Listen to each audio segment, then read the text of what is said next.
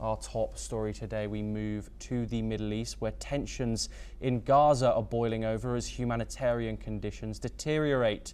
Gaza's media office says Israeli forces killed several at a newly formed aid site backed by Israel and the United States, with troops opening fire on civilians seeking food, according to some reports. Meanwhile, hospital officials confirm 4 more Palestinians died when a United Nations food warehouse was stormed in central Gaza.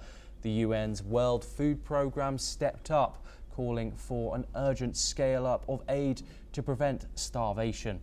As the crisis deepens, US Special Envoy Steve Witkoff shows optimism. Let's take a listen in to what he has to say. I think that we are on the precipice of sending out a new term sheet that hopefully will be delivered later on today. The President is going to review it, and I have some very good feelings about getting to a long-term resolution, temporary ceasefire, and a long-term resolution, a peaceful resolution of that conflict. This comes as international diplomacy pushes forward.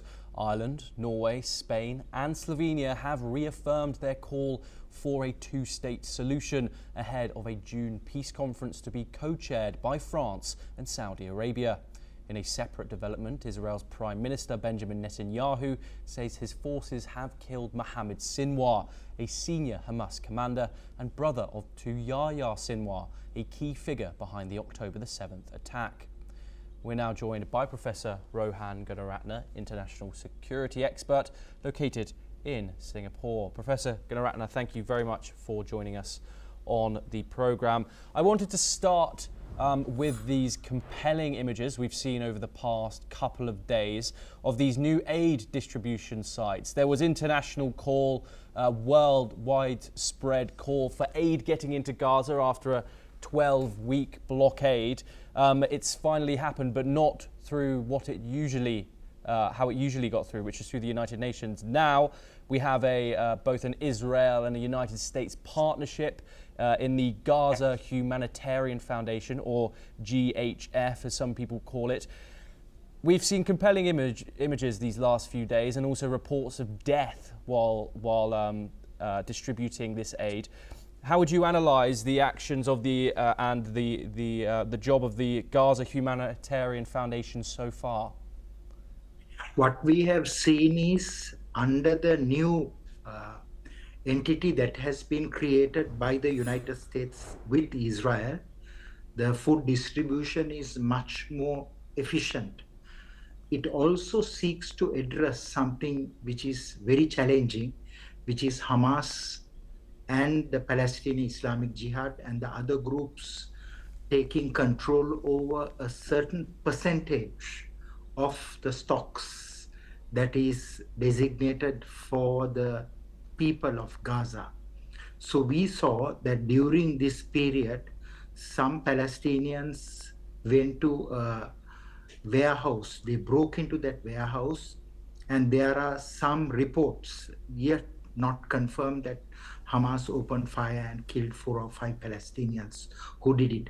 But what is important is that the humanitarian effort continues in parallel with the military efforts to dismantle Hamas security and governing structures. Okay, Professor Gunaratne, a lot of critics to that would say, obviously Israel has been reported to firing and the kind of mercenary aid workers that have been put in the Gaza Humanitarian Foundation did fire warning shots at the Palestinians. One cannot help think that these people are starving after a 12-week blockade, and the fact that they are preventing established humanitarian organizations from getting the aid to these people has caused certain problems. Would you agree with that statement or not? Yes, because there is a transition to a new regime, a new administration for sending aid to Gaza. It will stabilize, it will take some time, but what is important is for all sides to be patient, to ensure that the people of Gaza are fed, that no one is starving in Gaza, and also that this food and medicines and other essentials are not being pilfered by any other organization, especially those terrorist entities or criminal organizations.